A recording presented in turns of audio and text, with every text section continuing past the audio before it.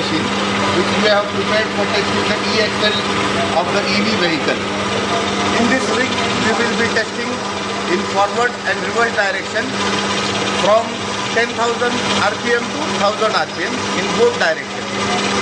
Now, we are also maintaining the oil temperature in the EXL, where we will be going from ambient to 135 degrees Celsius, which is the maximum temperature.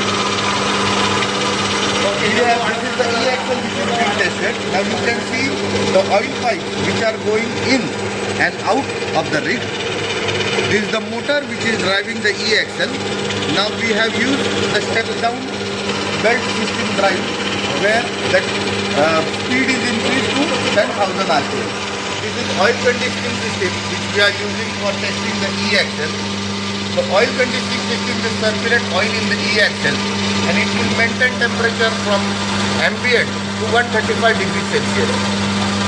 The temperature will be plus minus 2 degrees Celsius with whatever set point it is given. Now in this system you can see there is an oil tank which stores oil up to 40 liters. This is the oil pump which circulates the oil. There is a bypass for pump safety. Now you can see these are the 3 heaters which are used for inline heating of the oil.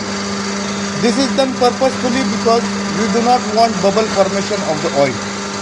The control point for the oil is given here in the panel. You can set the oil temperature and you can see the graph followed with the set temperature and the actual temperature. In the panel, we are using PLC for controlling the EXL segment and the oil circuit.